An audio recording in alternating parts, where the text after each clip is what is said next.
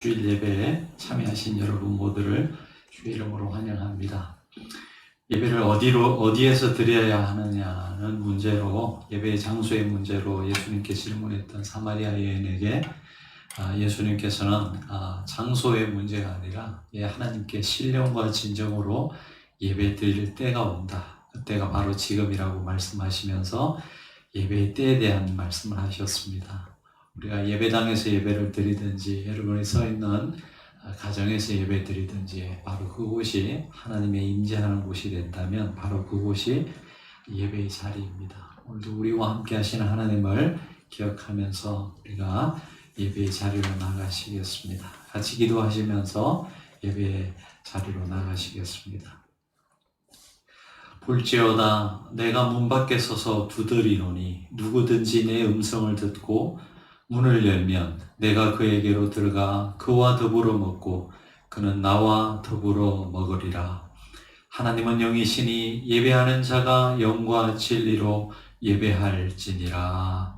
아멘. 아멘.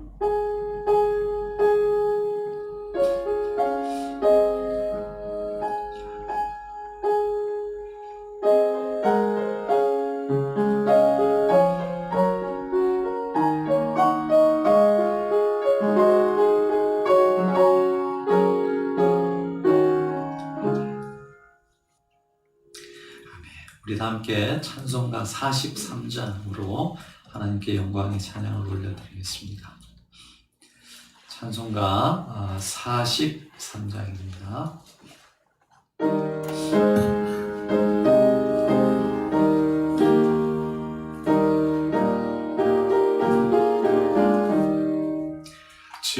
즐겁게 안식할 날 반갑고 좋은 날 내 마음을 경계하니 즐겁고 기쁜 날 이 날에 전하 만민 다 보좌 앞에서 참되신 삼위일체 다 찬송 부르네. 이 날의 하늘에서 새 양식 내리네. 성회로 모이라고 종소리 울리네. 복음의 밝은 빛은 온 세상 비치며 또 영생 물이 흘러 시원케 하시네. 이 주일 지킴으로 새 은혜 입어서 영원히 쉬는 곳에 다 올라갑시다. 성부께 찬미하고 성자와 또 성령 참되신 삼위일체 다 찬송 부르세.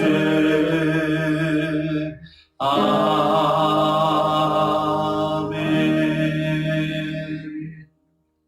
우리 다 함께 사도신경으로 우리 신앙을 함께 고백하시겠습니다.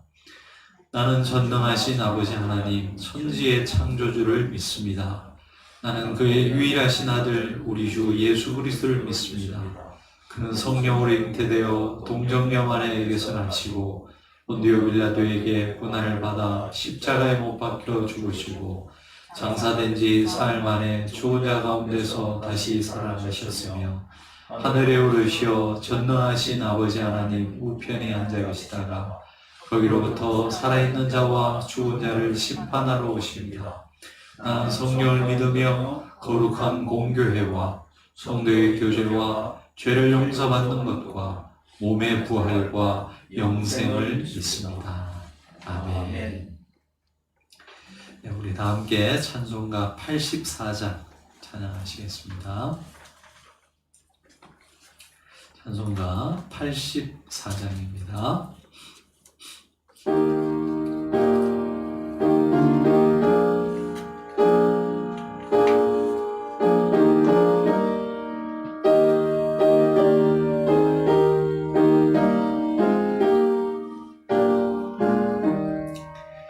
온 세상이 캄캄하여서 참 빛이 없었더니 그 빛나는 영광 나타나 온 세상 빛이었네. 영광 영광의 주 영광 영광의 주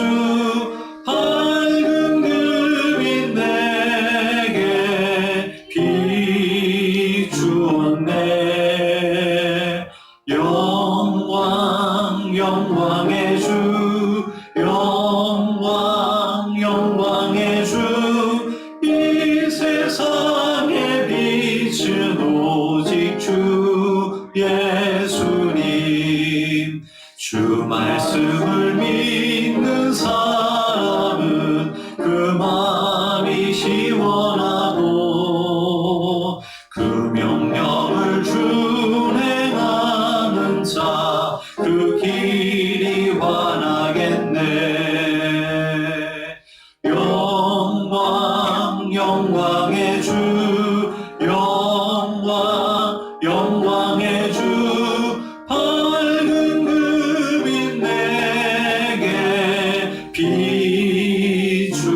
비추었네. 영광 영광의 주 영광 영광의 주 이 세상의 빛은 오직 주 예수님. 죄 가운데 사는 사람은 그 눈이 어두워도 그 죄악을 씻는 날에는 그 눈이 밝아지네. 영광 영광의 주 영광 영광의 주 내게 비추었네. 영광 영광의 주 영광 영광의 주 이 세상의 빛은 오직 주 예수님. 이 시간 우리를 대표해서 안복일 장로님께서 기도해 주시겠습니다.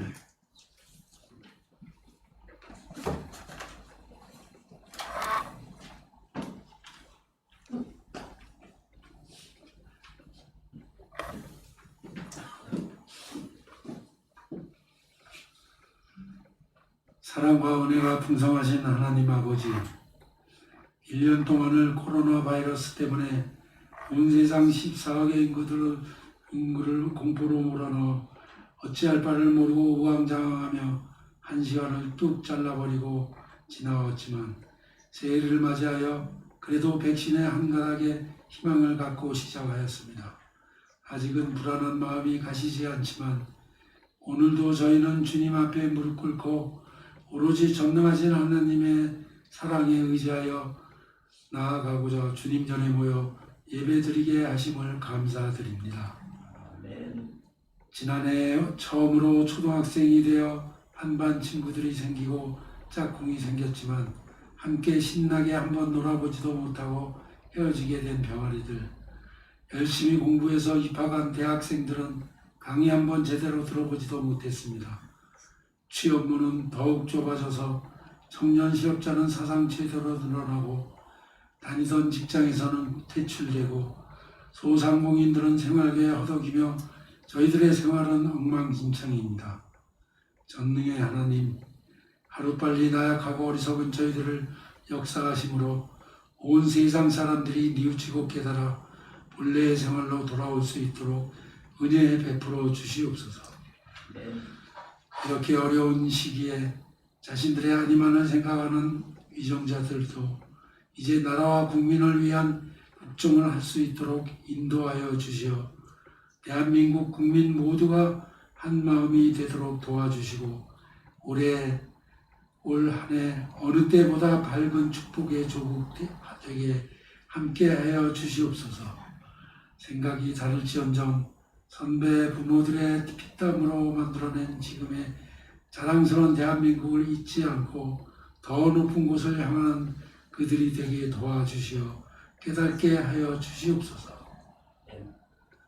그 어느 때보다도 기도하는 우리 광야의 교회 식구들에게 용기와 힘을 한껏 불어넣어 주시어 내일을 밝혀주는 희망의 예배당이 되게 도와주시옵소서.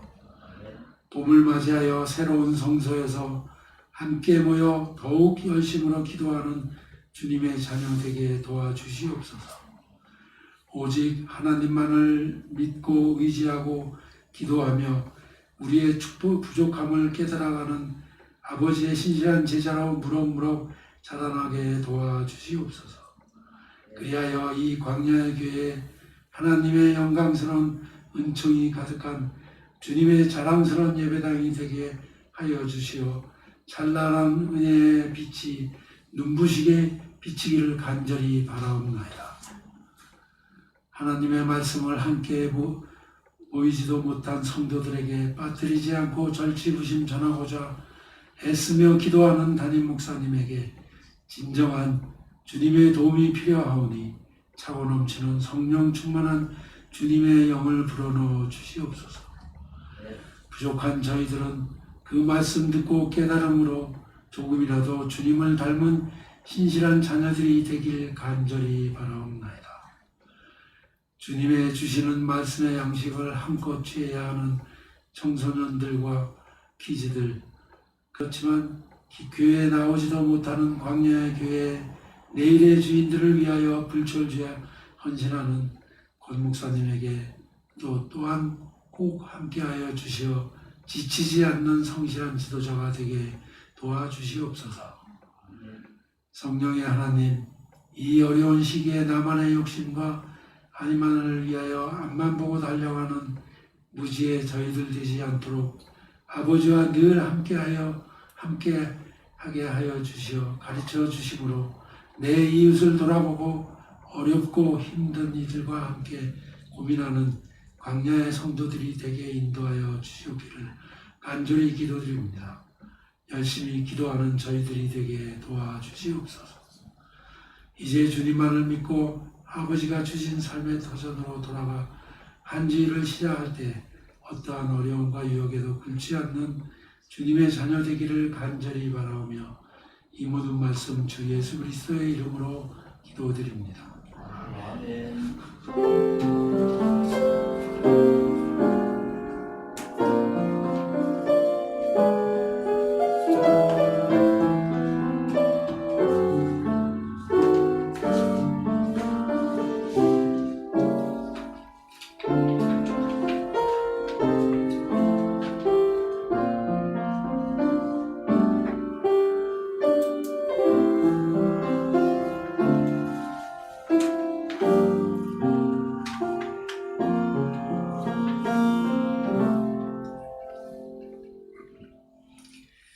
감사합니다. 오늘 1월의 마지막 주일 예배 참여하신 여러분 모두를 주 이름으로 환영합니다. 우리 보이진 않지만 또 우리 가족 간에 함께 평화의 인사를 나누시겠습니다. 하나님의 평강이 함께 하기를 원합니다. 이렇게 고백하시면서 하나님의 평강이 함께 하기를 원합니다.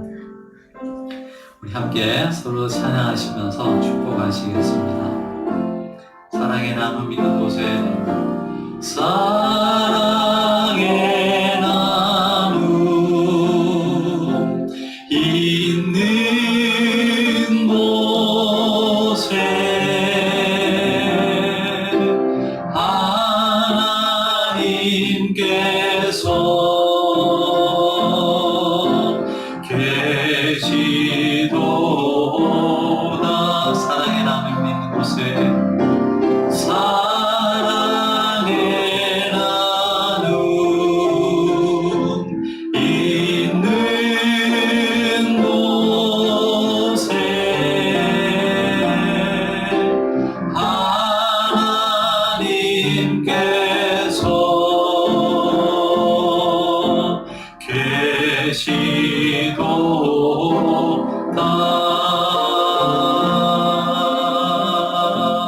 아멘.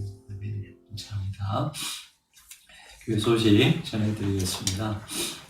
지난주 제 개인적인 사정으로 수요 성경 공부를 못 올려드렸는데요.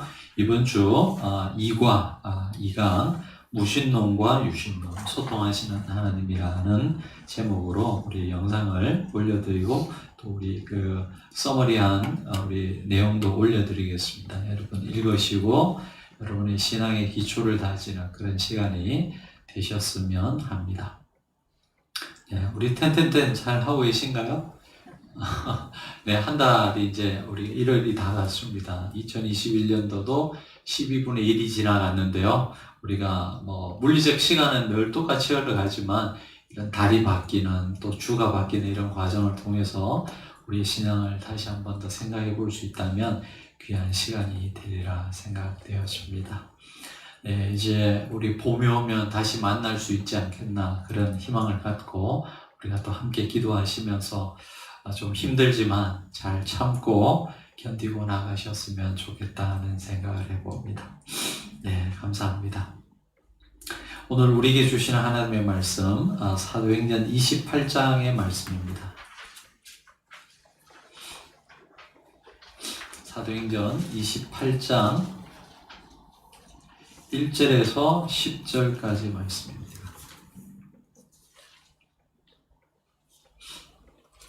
사도행전 28장 1절에서 10절 제가 가지고 있는 성경으로 신약성경 236면입니다. 우리 서로 교독하시겠습니다. 제가 먼저 1절의 말씀을 봉독해 드리겠습니다. 우리가 구조된 후에 안즉 그 섬은 멜리데라 하더라. 비가 오고 날이 참에 원주민들이 우리에게 특별한 동정을 하여 불을 피워 우리를 다 영접하더라.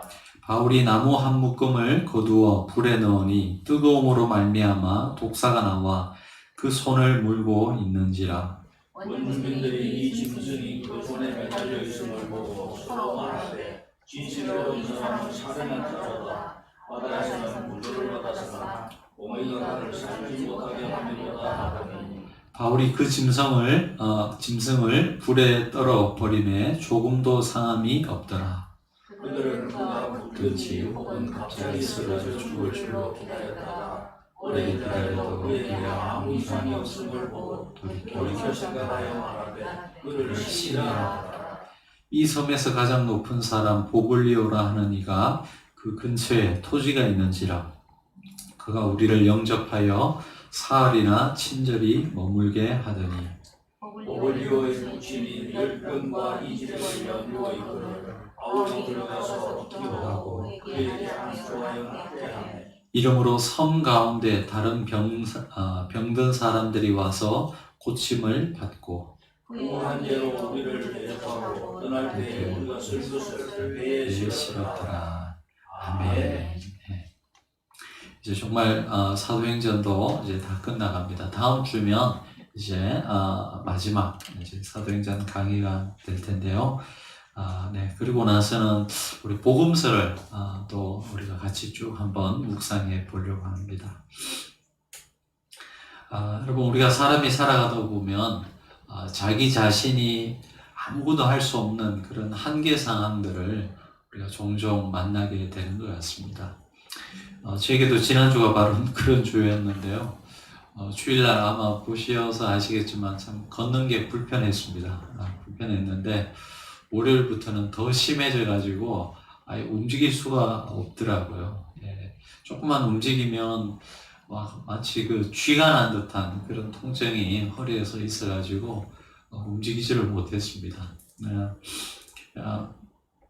옷도 제 스스로 입을 수 없었고요. 또 한 번은 화장실을 가려고 이제 일어서는데 한 1시간 걸렸습니다. 네. 지금은 정말 많이 나아졌습니다. 여러분 정말 하나님의 은혜고 여러분들의 중보의 기도가 있었기 때문이라고 저는 그렇게 믿습니다. 근데 육체적인 그런 고통도 고통이지만 내 스스로 뭔가 할 수 있는 일이 없다라는 것이 굉장히 답답함으로 다가왔습니다. 여러분 아마 인생을 사시다가 그런 경우들이 종종 있으시죠.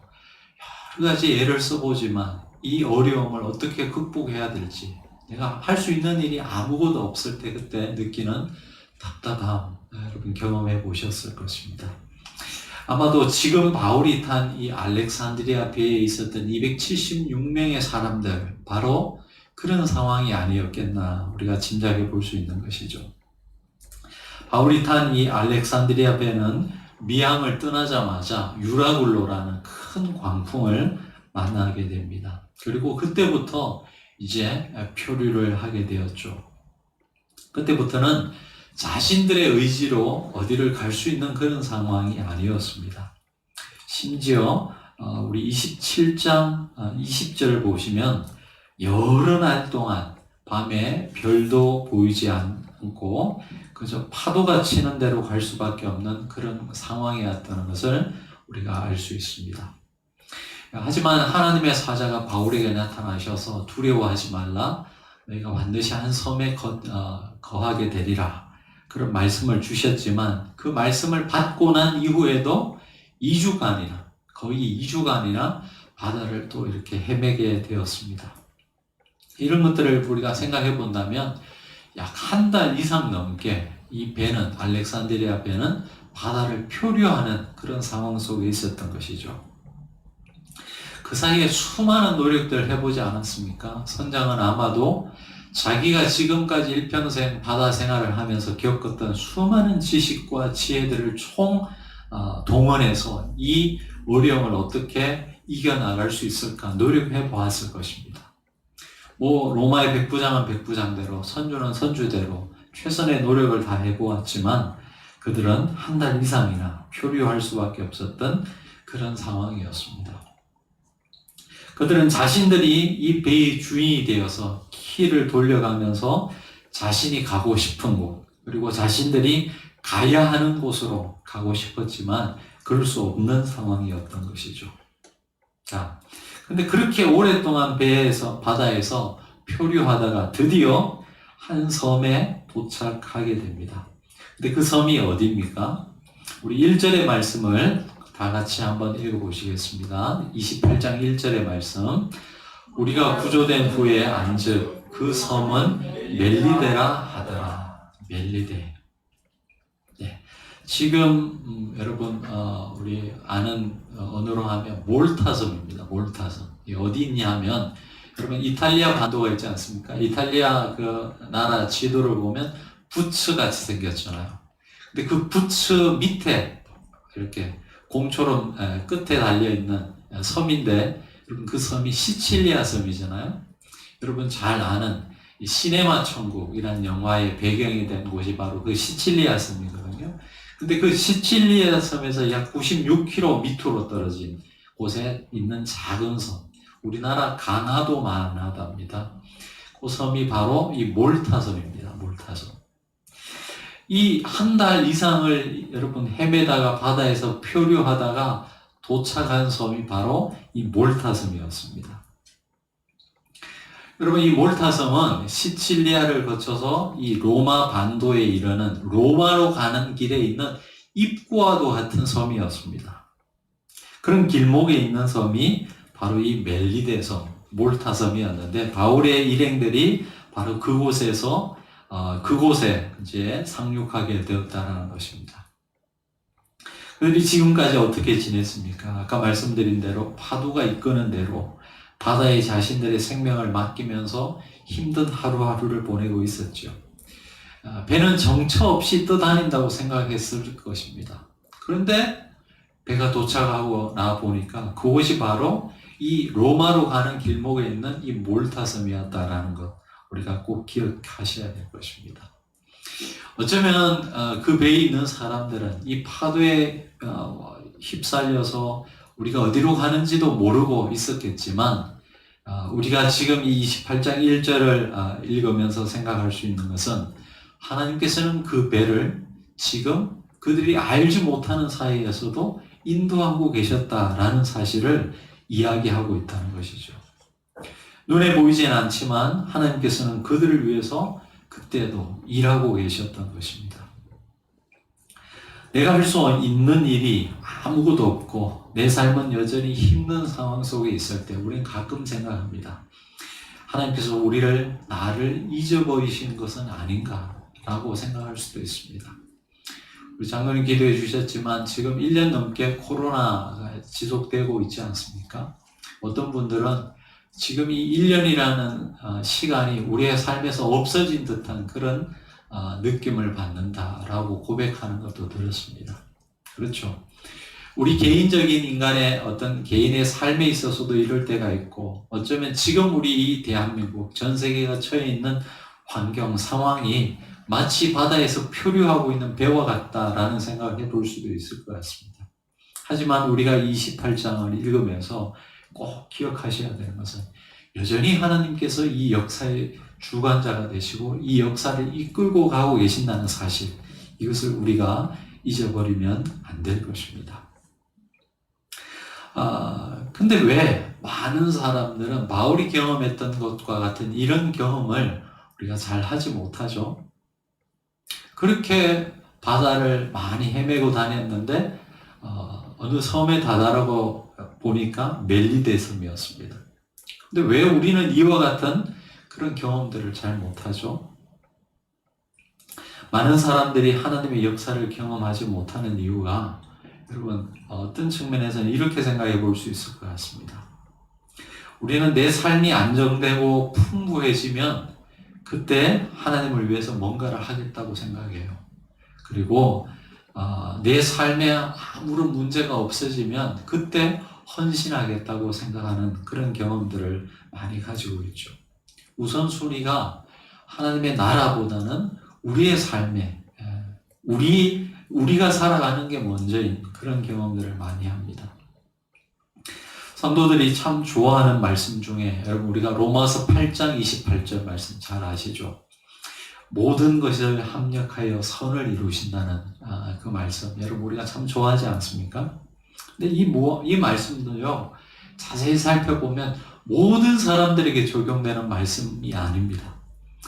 모든 것이 합력하여 선을 이룬다는 말씀 앞에 전제가 있어요. 여러분 기억하시나요?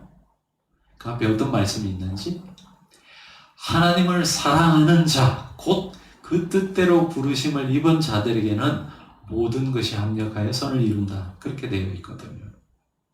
여러분 하나님을 깊이 사랑하는 자, 그리고 그 하나님의 선하심에 우리 인생을 거는 사람들, 그런 사람들에게 오늘 이 멜리데 섬을 만나는 이 기적이 있을 줄로 믿습니다. 여러분 삶의 우선순위를 우리가 한번 바꿔보시기를 바랍니다. 이 멜리데 섬에 도착했을 때는 이미 이제 겨울이 시작되고 있었던 것 같습니다. 비가 오고 날이 추웠습니다.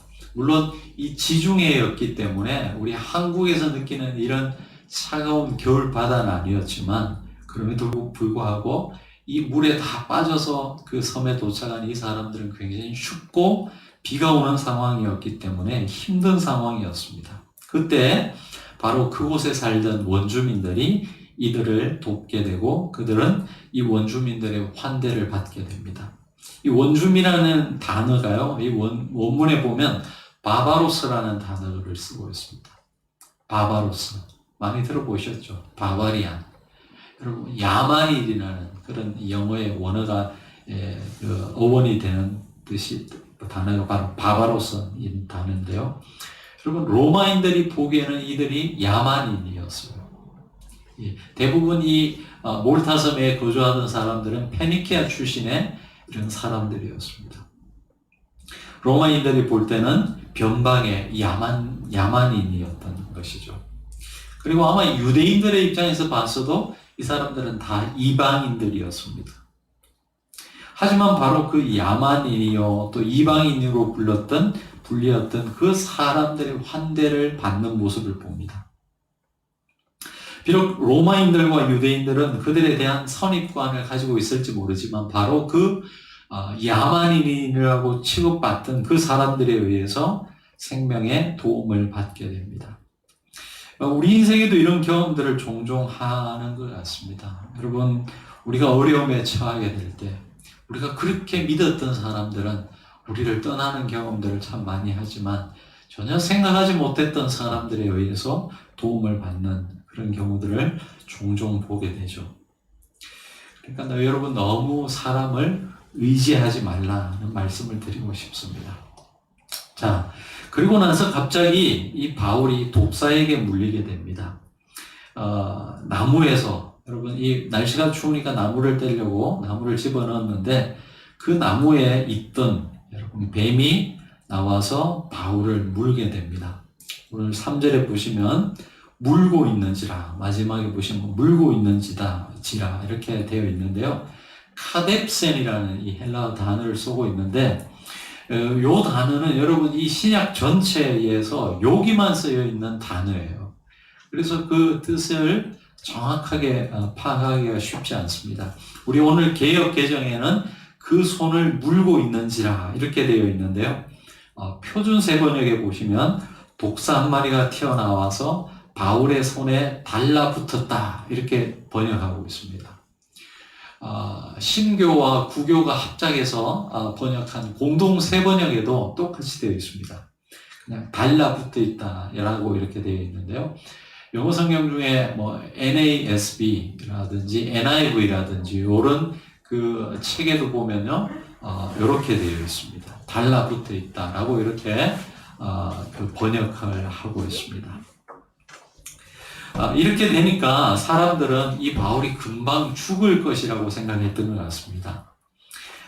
독사에게 물렸으니까 그렇지 않겠습니까? 뭐 금방 부어가지고 아마 죽을 수밖에 없는 상황이었다라고 생각했던 것이죠. 그렇게 되니까 사람들이 말을 합니다. 그 사람이 살인을 하고 뭐 거기에서는 구원을 받았을지 모르지만 신의 심판이 그에게 임했다라고 하면서 그가 인과응보적인 그러한 어떤 그 처벌을 받았다라고 생각을 했던 것이죠. 여러분 헬레니즘 문화권에서는 다 이렇게 생각을 했습니다. 어떤 사람이 질병에 걸리거나 어떤 큰 환난을 맞게 되면 신의 진노를 받아서 그렇게 되었다라고 생각을 했던 것이죠. 여러분 헬라 사람들만 그랬겠습니까? 여러분 그 유대인들도 마찬가지죠. 그래서 예수님께서 날 때부터 그 눈먼 사람을 고칠 때 그 사람을 데리고 와서 유대인들이 뭐라고 그랬습니까? 이 사람이 이렇게 된 것이 부모의 죄 때문입니까? 아니면 자신의 죄 때문에 그렇습니까? 라고 이렇게 물었던 것이죠. 이 유대인들도 여전히 이 인과응보적인 그런 세계관에 갇혀서 살아갔던 사람들이라는 것을 우리가 알 수 있습니다. 여러분 왜 사람들이 이렇게 생각하겠습니까? 어떤 결과가 있으면 그 원인이 무엇일까를 늘 궁금해하는 것이 기본적 사람의 호기심인 것 같습니다. 원인을 알아야지 결과가 나오니까 그렇죠? 원인을 이야기해야지 여러분 자신들이 설명이 되는 거예요. 설득이 되는 거예요. 그래서 어떤 현상이 일어나면 꼭 그것에 대한 책임 소재를 따지려고 합니다. 그러나 그렇게 설명이 안 되는 부분도 우리 인생에 참 많이 있다는 것을 여러분 우리가 경험적으로 알 수 있지 않습니까? 예수님께서 뭐라고 하셨습니까? 이 사람의 죄도 아니고 부모님의 죄도 아니고 하나님의 영광을 위한 것이라고 말씀을 하셨습니다. 아무튼 바울이 뱀에 물리자 이렇게 주위에 있던 사람들이 그를 판단했다라는 것이죠. 근데 바울이 이 뱀이 자기 손에 있는 것을 알고 던져버립니다. 근데 아무런 해가 나타나지 않았어요. 자, 그러자 이번에는 그들이 바울을 뭐라고 했습니까? 6절을 보시면, 6절 마지막에 보시면 말하되 그를 신이라 하더라. 그렇죠? 바울을 신이라고 그렇게 칭하게 됩니다. 여러분, 바울이 살인자였기 때문에 뱀에 물렸다라고 생각했던 그 생각은 옳은 생각입니까? 그렇지 않죠. 그러면 반대로 신에게 물려도 해를 받지 않았다라고 생각했던 이 사람들의 생각은 옳은 생각이었습니까? 사람들의 생각은 바뀌지만, 여러분, 어떤 그 현상은 바뀌지만, 이들의 생각은 전혀 바뀌지 않은 것 같습니다. 둘 다 바른 판단, 바른 생각이 아니었습니다. 우리는 사람들을 너무나 쉽게 판단하는 것 같습니다. 쉽게 판단하고 또 단정하는 그런 경향들이 참 많이 있는 것 같습니다. 자, 이 당시의 사람들이 왜 이 바울의 현상을 보고 이렇게 생각했을까요? 아마도 그들은 이 그리스 신화의 영향을 많이 받았을 수도 있고, 부모님에게 의해서 그런 교육을 받았을 수도 있고, 아니면 그 시대의 동시대의 많은 사람들이 그렇게 생각을 하고 있었다는 것을 우리가 짐작할 수 있을 것입니다. 여러분, 어떤 면에서 구원이라고 하는 것은, 믿음이라고 하는 것은 무엇이겠습니까? 사람들이 생각하는 대로 생각하는 그 틀에서 벗어나는 것. 그것이 어쩌면 우리 인간의 구원이고 믿음이라고 생각할 수 있을 것 같습니다. 여러분, 우리가 갇혀있는 이 생각의 틀에서 건져내는 것, 자유로워지는 것. 그것이 구원 아니겠습니까? 여러분, 제자를 부르시는 예수님을 한번 보시기 바랍니다. 아마 제자들은 생각했을 것입니다. 아마도 내 평생에 이 갈릴리라는 지역을 떠날 수는 없을 것이다. 나는 평생 여기서 먹고 살고 그렇게 살다가 죽을 것이다 라고 생각했을지 모르겠지만, 예수님은 그런 그들을 불러내 주셔서 물고기를 낚는 그런 사람에서 사람을 낚는 어부로 그들의 생각을 바꿔가 주셨습니다. 생각하는 틀을 여러분, 예수님은 바꾸셨던 거라는 것이죠. 이러한 생각의 틀이 바뀌지 않는다면 믿는 자도 여러분, 믿지 않는 사람들과 똑같은 삶을 살아갈 수밖에 없습니다. 어쩌면 여러분, 더 심각한 삶을 살아갈 수밖에 없어요. 지금 이 코로나 상황에서 지금 교회가 여러분, 그 코로나의 이 어떤 발상지가 되는 그런 모습들을 참 많이 보지 않습니까? 크게는 처음에는 이 신천지라는 이단에서 시작됐다가, 그 다음에는 여러분, BTJ, Back to the Jerusalem이라는 이 인터콥이라는 이 여러분, 선교 단체가 굉장히 큰 이슈가 됐다가, 최근에는 IM 선교회라는 곳이 이제 이슈가 되고 있습니다. 참 가슴 아픈 일인데요. 신천지란 아예 이단으로 이제 정죄받았기 때문에 더 말할 것도 없지만, 여러분, 그 인터콥이나 여러분 아니면 IM 선교회가 어떤 곳인지 여러분 나오는 이런 영상들을 보셨습니까? 인터콥은요, 특별히 이 모슬렘 지역에서 사역하는 선교사님들이 굉장히 싫어하는 선교단체입니다. 자기들은 열정이 있어가지고 그 모슬렘 지역에 가서 선교한다고 하지만요, 그곳에 가서 그 현지의 상황이라든지 그들의 문화를 존중하는 그런 마음을 갖고 우리가 낮은 마음으로 다가가야 되잖아요.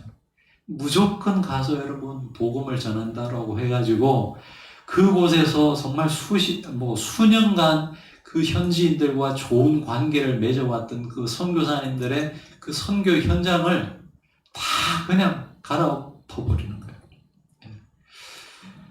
그리고 그 대표가 하는 그런 영상을 보니까 너무 비상식적인 거예요. 이번에 그 IM 선교에도 제가 보니까요, 하룻번 아이들을 하루에 5번 예배 드리겠다고 그러더라고요. 영어라는 이 매개체를 갖고 다가가가지고 사람들을 끌어모아가지고 여러분, 아이들을 하루에 5번 예배를 드리겠다는 거예요. 그 아이들이 과연 정말 주님, 여러분, 하나님에 대해서 좋은 이미지를 가지고 있을까요? 그 청소년들이 얼마나 놀고 싶어요.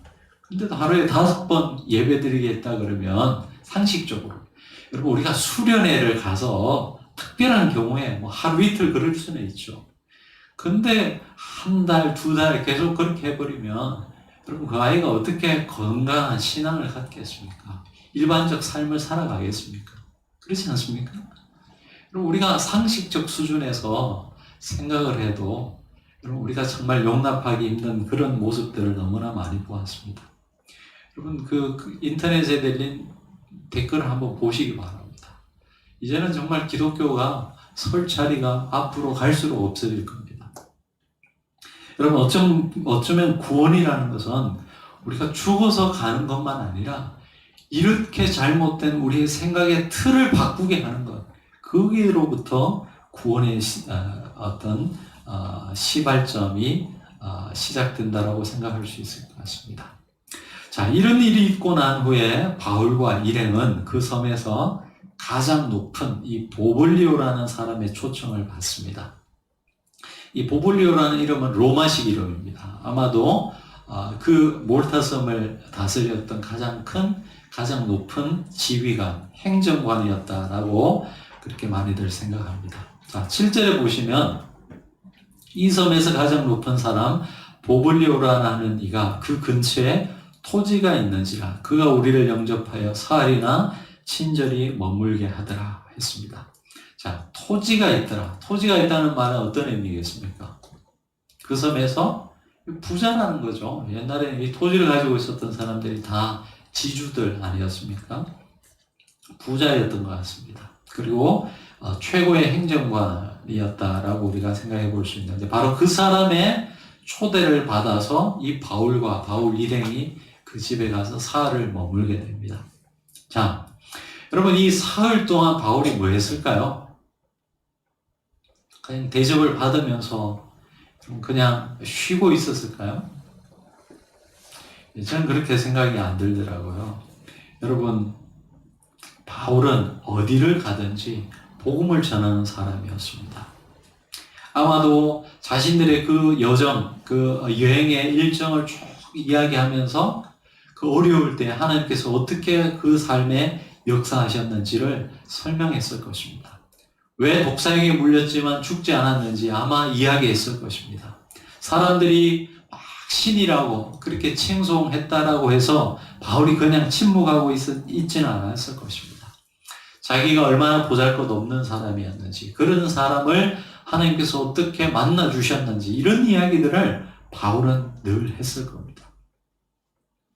바울은 디모데 후서에서 믿음의 아들 디모데를 향해서 이제 마지막 자기의 삶의 여정이 얼마 남지 않았는 그 상황에서도 그 믿음의 아들 디모데를 향해서 때를 얻든지 못 얻든지 말씀을 전파하라고 했습니다. 자, 그런 바울이었으니까 아마도 바울은 이 사흘 동안 이 보블리오의 집에서 이 보블리오에게 정말 최선을 다해서 말씀을 전했을 것입니다. 그리고 보블리오의 부친이 열병에 걸렸을 때 그를 고쳐주게 됩니다. 지금도요, 이 몰타섬에는 염소저 때문에 이런 열병이 많이 생긴답니다. 근데 그를 안수기도 해서 고쳐주게 됩니다. 먼 훗날 이 전승에 따르면요, 이 보블리오는 예수님을 믿게 되고 이 몰타섬의 첫 주교가 되었다라고 합니다. 지금도 이 몰타섬에 가면 주민이 약 한 40만 명 되는데 98%가 크리스찬이라고 합니다. 여러분, 아마도 이 바울의 이 복음 전도가 있었다는 것을 우리가 충분히 짐작해 볼 수 있는 대목이죠. 여러분, 왜 이 바울이 몰타섬에 왔을까요? 우리는 자연 현상 때문에 어쩌다 보니 그 섬에 도착했다라고 생각할 수도 있을 것입니다. 세상 사람들은 그렇게 말할 수도 있을 것입니다. 그러나 이 28장을 적고 있는 누가는 그렇게 보지 않는다는 것이죠. 그것은 우연하게 일어난 일이 아니고 하나님의 깊은 섭리 속에서 이루어진 일이라는 것을 누가는 우리에게 말해주고 있다는 것입니다. 자, 그렇다고 여러분, 하나님께서 일부러 이런 풍랑을 일으켜서 이들을 이곳에 가게 하셨다라고 보지는 마시기 바랍니다. 그들이 이런 어려움, 오랫동안 표류한 어려움을 겪게 된 것은 분명히 선장이 자신의 지혜와 지식을 더 믿었기 때문이었습니다. 하지만 하나님은 그런 인간의 부족함과 어리석음과 교만에도 불구하고 그것을 합력하여 선을 이루어 가신다라는 것을 이야기하고 있는 것입니다. 말씀을 맺겠습니다. 여러분, 바울을 태웠던 이 알렉산드리아 배는 300년이 못 되어서 여러분 이 로마의 역사를 바꾸게 되는 것이죠. 그뿐이겠습니까? 여러분 이 유럽 전체가 야만인들로 가득 찼던 그런 땅이었지만 이 바울을 실은 이 배가 이 로마에, 특별히 이 멜리데 섬에 도착하면서 로마로 가게 되면서 사실은 이 유럽 전체의 역사가 바뀌게 되는 시발점이 되었다는 것을 우리는 알고 있습니다. 바울은 아마도 이런 자신의 이 작은 방향의 전환이 얼마나 큰 역사의 흐름을 바꾸었는지, 그런 결과를 가지고 올지 예상하지 못했을 것이죠. 하지만 하나님의 그 큰 섭리 속에서 이러한 일들이 진행되고 있다는 것을 우리는 알 수 있습니다. 여러분, 때로는 여러분 자신이 능력이 없다고 실망하거나 여러분 좌절할 때도 있지 않습니까? 한 사람이 무엇을 할 수 있을까? 우리 교회를 생각하면 우리 교회 같이 이렇게 작은 교회가 우리가 무슨 일을 할 수 있을까 생각할지도 모르겠습니다. 그러나 여러분 오늘 이 말씀을 꼭 기억하실 수 있었으면 좋겠습니다. 여러분 우리가 얼마나 크고 많은 것을 가져야지만이, 얼마나 내가 사회적으로 명성이 있어야지만이, 많은 것을 가져야지만이 하나님의 일을 할 수 있는 것은 결코 아니라는 사실을 꼭 기억하실 수 있었으면 좋겠습니다. 이 당시 바울이 큰 부자였습니까? 대단한 권세를 가지고 있었습니까? 그렇지 않았습니다. 바울은 어째든지 자신을 부르신 그 부름의 주체이신 하나님을 위해서 자신의 전 삶을 던진 사람이었습니다. 바로 그 한 사람을 통해서 여러분이 이 로마의 역사가 바뀌는 이 놀라운 결과를 가지고 왔다는 것을 꼭 기억하실 수 있었으면 좋겠습니다. 그저 하루하루를 어떻게 하면 내가 하나님의 뜻을 이루며 살아갈 수 있을까? 우리가 거기에 우리의 온 관심을 갖고 우리의 삶을 하루하루 살아간다면 바로 그 사람을 통해서 여러분 하나님은 오늘도 일하시고 계신다는 것이죠. 그런 역사가 우리 광야의 교회를 통해서, 그리고 여러분 성도님들 한 분 한 분의 삶을 통해서 이루어지는 놀라운 역사가 일어날 수 있기를 주의 이름으로 축원합니다. 기도하시겠습니다.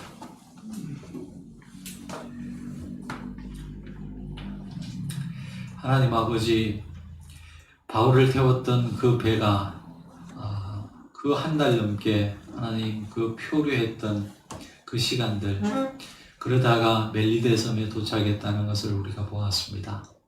세상 사람들은 우연히 그렇게 되었다라고 말할지 모르지만 하나님 그 배는 하나님께서 지켜주셨고 그 배를 멜리데 섬으로 인도하고 계셨다는 것을 우리는 압니다. 하나님 아버지, 우리 개인의 삶에 있어서도 종종 우리는 그런 폭풍을 만나고 우리가 우리의 삶을 어떻게 할 수 없는 그런 어려움에 처할 때도 많이 있습니다. 어쩌면 코로나 상황이 지속되고 있는 지금 이 상황도 그런 상황일지 모르겠습니다. 그러나 하나님, 그 상황에서도 하나님께서 그 배의 키를 지금 잡고 계셨다라는 사실 우리가 꼭 기억할 수 있게 도와주옵소서. 마치 바다를 표류하는 듯한, 그리고 하나님은 우리를 잊어버린 듯한 고통의 시간이 계속된다 할지라도 오늘 이 말씀을 통해서 우리의 삶의 주인이 하나님이라는 사실을 꼭 잊지 않고 기억할 수 있도록 인도해 주시옵소서. 그 믿음으로 하루하루 한 걸음 한 걸음을 걸어갈 수 있는 우리 교회, 그리고 모든 광야의 교회 성도들 될 수 있도록 역사해 주시옵소서. 예수님 이름으로 기도합니다. 아멘. 우리 주신 말씀 생각하면서 찬송가 375장 찬양하시겠습니다. 375장입니다.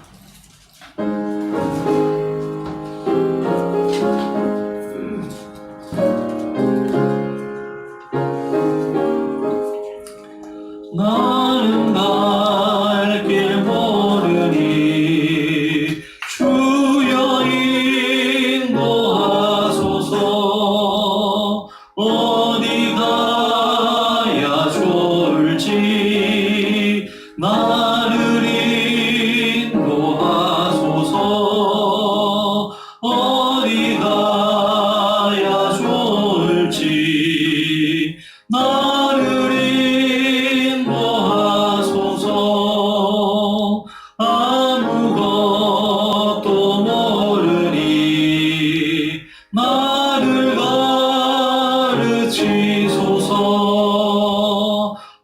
어찌해야 좋을지 나를 가르치소서.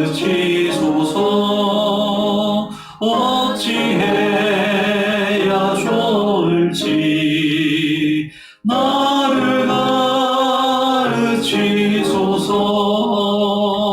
아이같이 어리니 나를 도와주소서.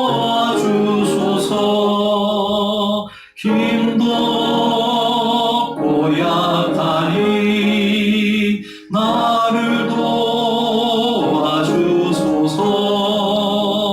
힘도 없고 약하니 나를 도와주소서. 마음심이 슬프니 나를 위로하소서. 의지 없이 다니니 나를 위로하소서. 의지 없이 다니니 나를 위로하소서.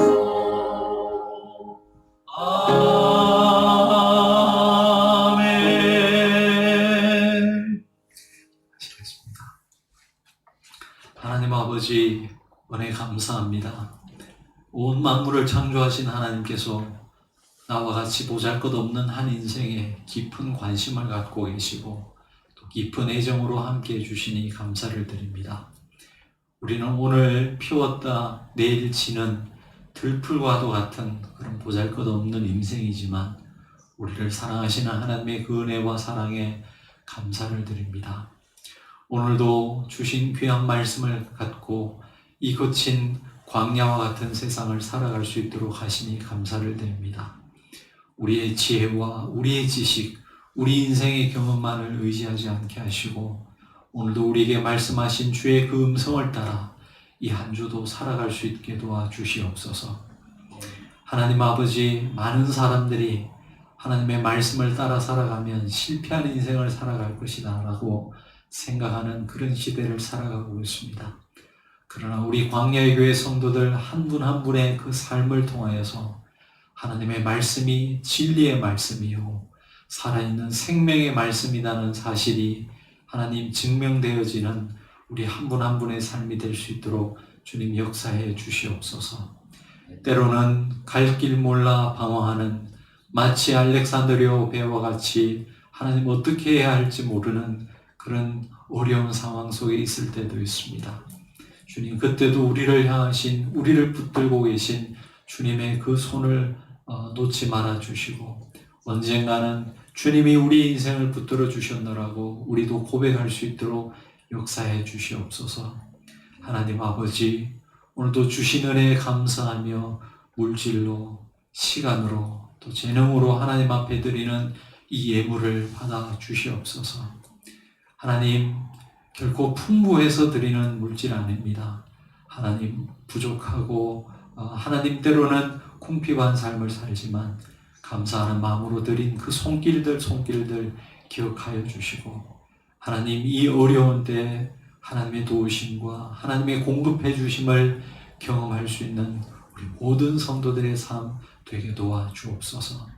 그뿐만 아니라 이제는 차고도 흘러 넘쳐서 우리를 통해서 우리 주위에 있는 생명들이 하나님의 그 은혜를 함께 누릴 수 있는 풍성한 삶을 살아가는 우리 모든 성도들의 삶이 될 수 있도록 은혜 베풀어 주시옵소서.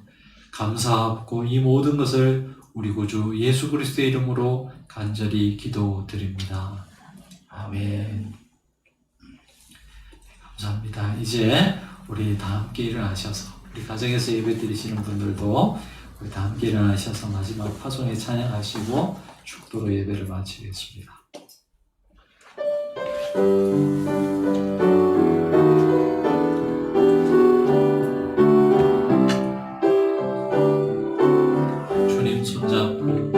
주님 손잡고 걸으니 어려운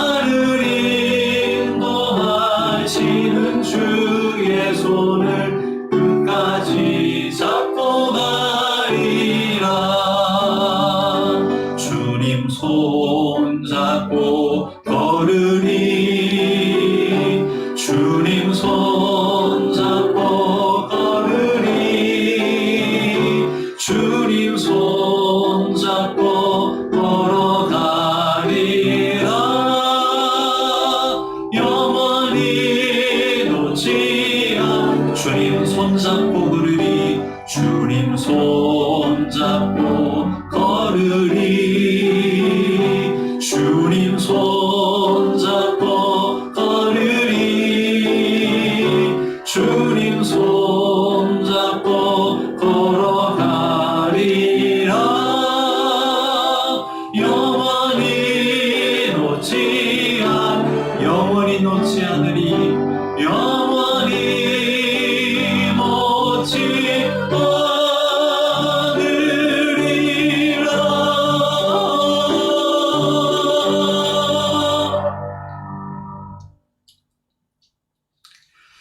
사랑하는 성도 여러분, 이제 주의 말씀을 가슴에 품고 세상으로 나아가십시오.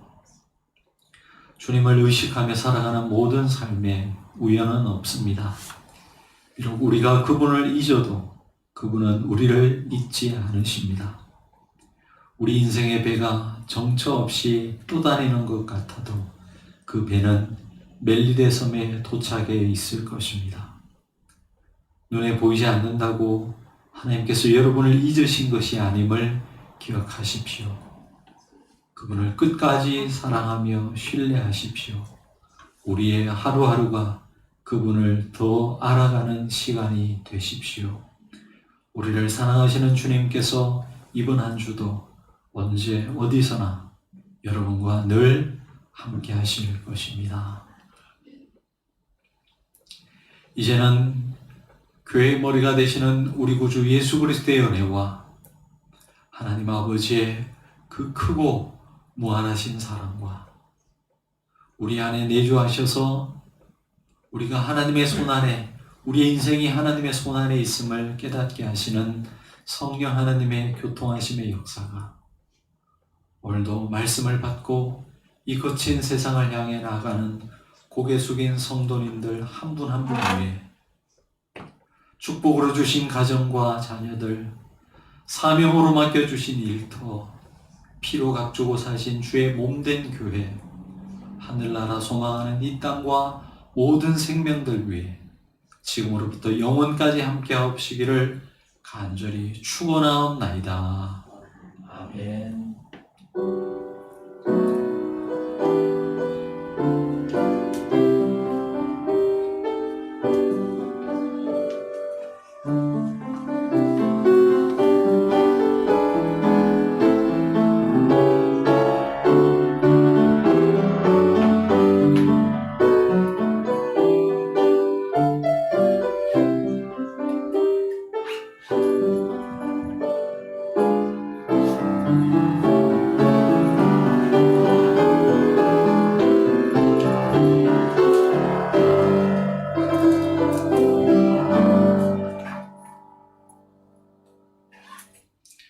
예배를 모두 마쳤습니다. 우리 가정에서 예배 드리시는 우리 성도님들도 한 주간 승리하실 수 있기를